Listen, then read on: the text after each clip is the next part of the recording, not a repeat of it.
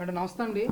మరి ఈరోజు చంద్రబాబు నాయుడు గారు వెలగబోడులో తన శాశ్వత చిరునామాని ఇక్కడ ఉంచుకునే విధంగా ఇంటికి శంకుస్థాపన కూడా చేశారు. ఈరోజు ఎలా అనిపిస్తుంది రాజధాని ప్రాంతానికి సంబంధించిన మహిళగా? ఇప్పుడు మేము చాలా సంతోషిస్తున్నాం ఏంటంటే ఈ రాష్ట్రంలో ఇల్లు కట్టుకోలేదు గత వైసీపీ ప్రభుత్వం ఆయన ఎంత అవహేళన చేసింది, ఎన్ని మాట్లాడారో చూసాం. ఆయన ఏంటంటే అమరావతికి భూములు ఇచ్చిన రైతులకు ఏదో ఒకటి న్యాయం చేసినాక ఆ తర్వాత నేను ఇల్లు అనేది ఏర్పాటు చేసుకుంటాను ఒక వాగ్దానం చేయటం అయితే జరిగింది. ఎప్పుడైతే అమరావతి రైతులు పనులు ప్రారంభించి నిధులు తీసుకొచ్చి ఇక్కడ పనులు ప్రారంభించి అమరావతిని ఒక రూపం తీసుకురావడానికి సిద్ధపడ్డాడో, అదేవిధంగా ఆయన ఇంటికి కూడా ఒక రూపం తీసుకురావడానికి 5 ఎకరాల భూమిని ఒక రైతు దగ్గర కొనుక్కున్నాడు, డబ్బులు ఇచ్చి కొనుక్కున్నాడు. నీకు మళ్ళీ కబ్జాలు చేయలే ఎక్కడ కూడా, గత ముఖ్యమంత్రి జగన్మోహన్ రెడ్డి చేసినట్టు ఎక్కడ కబ్జాలు చేయకుండా. మరి ఎక్కడైతే నేను ప్రజలు బాగున్నప్పుడే నేను బాగుంటాను అనుకున్న నాయకుడు, విజన్ అన్న నాయకుడు కాబట్టి ఇవాళ ఆయన చూసి ఏ విధంగా అయితే పెట్టుబడులు వస్తున్నాయో, అమరావతికి ఏ విధంగా పనులు జరుగుతున్నాయో వీటిని కూడా ఓర్చుకోలేక వరల్డ్ బ్యాంక్ అని చెప్పి, ఏషియన్ బ్యాంక్ అని చెప్పి నువ్వు లెటర్లు రాయటం ప్రారంభించావు. పిచ్చోడు రాతలాగా మిగిలిపోయావు అనమాట. ఆ పిచ్చోడు రాతలు పట్టించుకోదలుచుకోక ఇప్పుడు అమరావతికి నిధులు ఇచ్చారు, కేంద్రం నుంచి నిధులు తెచ్చుకోగలిగాము, కొన్ని బ్యాంకుల నుంచి నిధులు తెచ్చుకోగలిగాము. అన్నిటికీ కూడా హామీ కేంద్ర ప్రభుత్వం అని చెప్పి చెప్పడం జరిగింది. ఇంకా కూడా బురద పూసే రాజకీయాలు చేయకుండా మీరు జాగ్రత్తగా ఇది చేసుకుంటే బాగుంటుందని చెప్పి మేము మాట్లాడుతున్నాము. ఏ విధంగా అయితే అమరావతి మీద ముంపు ప్రాంతము, ఎడారి, శ్మశానం అని చెప్పావు, ఎక్కడా కూడా చొక్క నీళ్లు నిలబడకపోయినా ఆ డెవలప్మెంట్కి అక్కడక్కడ గోతులు తీస్తే ఆ గోతుల్లో నిలిచిన నీళ్లను పెట్టి నువ్వు ఎన్ని డ్రామాలు ఆడావో చూస్తున్నాము. ఇక అట్లాంటివి కూడా ఎక్కడ ఏమి జరగకుండా ఉండాలని చెప్పి కొండవీటి వాగని, పాలవాగని ఎక్కడికక్కడ వాగులు ఏర్పాటు చేసి అమరావతిలో అంగుళం కూడా నీళ్లు నిలబడకుండా చేయడానికి పూనుకున్నారు. ఇప్పుడు ప్రస్తుతానికి మాకు అతి దగ్గరలో కూడా పాలవాగు పనులు జరుగుతున్నాయి. అక్కడికి మేము మహిళలను కూడా అనుకోకుండా కూడా వాటిని వెళ్ళి చూసి రావటం, ఎంత బాగా జరుగుతున్నాయి, ఏం జరుగుతున్నాయి అని చెప్పి చూసి రావటం అట్లా జరుగుతుంది. అమరావతి అభివృద్ధితోటే రాష్ట్రం అభివృద్ధి చెందిద్ది అని చెప్పి అనుకున్నారు కాబట్టి రాష్ట్ర వ్యాప్తంగా అమరావతికి మద్దతుగా తెలుగుదేశం పార్టీకి 164 సీట్లు ఇచ్చి పట్టం కట్టబెట్టారు కాబట్టి దాన్ని సద్వినియోగం చేసుకుంటాం, దుర్వినియోగం చేసుకోమని చెప్పి ఎక్కడికక్కడ లోకేష్ గారు ఏ విధంగా అయితే మరి ఇళ్ల పట్టాలు ఇస్తుంటే వాళ్ళు ఎంత హర్షధ్వానాలతోటి వృద్ధులు మరి కనీసం వైసీపీకి ఓటేసాం, మేము వైసీపీలో మేమేం పొందలేదు, మరి ఇవాళ మేము మీ చేతుల మీదుగా పట్టా తీసుకున్నందుకు చాలా సంతోషంగా ఉందని చెప్పి మాట్లాడటం జరుగుతుంది. ఇవన్నీ చూసి తట్టుకోలేక ఇక మరి ఎక్కడన్నా ఏదైనా శవం ఉండగానే శవం దగ్గర వాలిపోయి మరి నిన్న పాప రాప్తాడులో ఏ విధంగా అయితే మాట్లాడాడో, ఏ విధంగా అయితే డ్రామాలు వేశాడో, మరి బట్టలు ఒప్పదీస్తామనగానే పాప మా దగ్గరలో సిఐ గారు ఒక ఆయన మాట్లాడటం జరిగింది.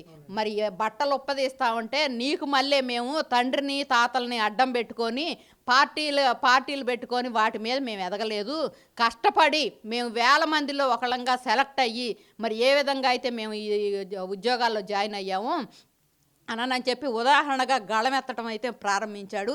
నీకు కుటిల రాజకీయాలు చేయటం, పోలీసులను అడ్డం పెట్టుకొని మా ప్రాంతంలో అమరావతి ప్రాంతంలో తిరిగేటప్పుడు నువ్వు ఏ విధంగా పరదాలు పెట్టుకొని ఎట్లా వెళ్ళావో చూసాం.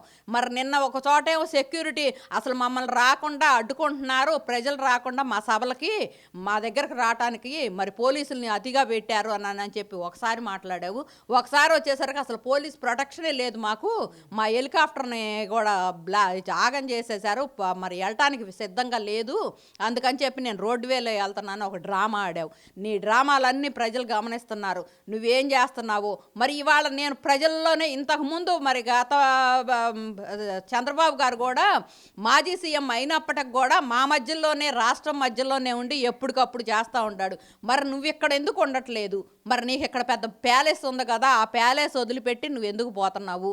మరి ప్రజలు అక్కర్లేదు, నాకు ఏమి లేదు, నా స్వలాభం నాకు చాలు, నేను కేసుల నుంచి ఎట్ట బయటపడాలా, లేకపోతే దాచుకోవటం ఎట్లా, దోచుకోవటం ఎట్లా, పంచుకోవటం ఎట్లా, ఇట్లాంటివి పెట్టి మీ ఇష్టం వచ్చినట్టు చేసి రాష్ట్రాన్ని నాశనం చేసిన దాన్ని గాడిలో పెట్టడానికి కంకణం కట్టుకున్న సీఎం చంద్రబాబు నాయుడు గారు ఇవాళ ఆయన అవహేళన చేయడానికి చంద్రబాబు నాయుడు తొత్తుల్లాగా వ్యవహరిస్తున్నారు. పోలీసు వ్యవస్థను నువ్వు మాట్లాడుతున్నావు. నీ హయాంలో పోలీసులు ఏ రకంగా అయితే మా మీద ఇటుకరాళ్ళు తీసుకొని, ఎస్పీ లెవెల్లో అతను కూడా ఇటుకరాళ్ళు తీసుకొని మా మీద ఎట్ట హవా చలాయించాడో అవన్నీ మర్చిపోయాం మనం. గత అన్నాడు. ఇప్పుడు నేనేదో శ్రీరంగ నీతులు చెప్పడానికి నేను వచ్చా అనుకుంటున్నాడు, కానీ నీ శ్రీరంగ నీతులు నమ్మే పరిస్థితుల్లో ప్రజలైతే లేరు. నీకు తగిన గుణపాఠాన్ని చెప్పడానికి సిద్ధంగా అయితే ఉండారు. అంటే ప్రస్తుతం రాష్ట్రం రెడ్ బుక్ రాజ్యాంగం నడుస్తుంది, దానికి ఆద్యుడు నారా లోకేష్ అని అంటూ కూడా ఆయన మాట్లాడుతూ ఉన్నారు ప్రతి మీటింగ్లోనూ కూడా. ఏంటి మేడం?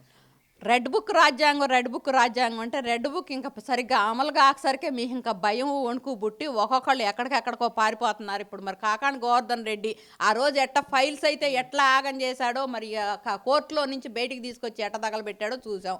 మరి ఆ రెడ్ బుక్ రాజ్యాంగంలో మీరేం తప్పు చేయని వాళ్ళు అయితే రాష్ట్రం దాటి పోకుండా దాక్కోకుండా మరి వచ్చి మేము నీతివంతులు సత్యవంతులు, మరి మేమేం చెయ్యలేదు, మమ్మల్ని ఈ ప్రభుత్వం ఈ రకంగా వేధిస్తుంది అని చెప్పి ప్రజల ముందు నిలబడకపోయారా?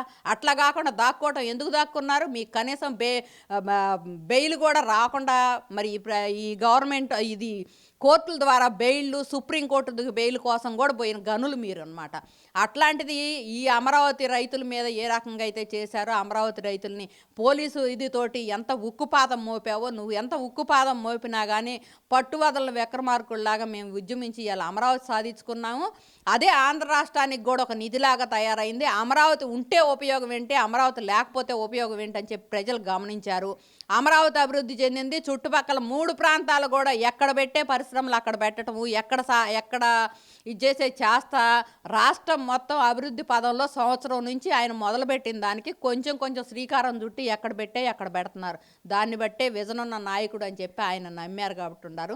దాన్ని జీర్ణించుకోలేకుండా ప్రజల్లో మీరేదో కొంతమందిని కూడగట్టి, పెయిడ్ ఆర్టిస్టులని కూడగట్టి మీ ఇష్టం వచ్చినట్టు చేసి, మీ ఇష్టం వచ్చినట్టు రాద్ధాంతాలు చేస్తే ప్రజలైతే ఊరుకునే పరిస్థితులు లేదు. మీకు తగిన గుణపాఠం చెప్పడానికి సిద్ధంగా అయితే ఉండారు.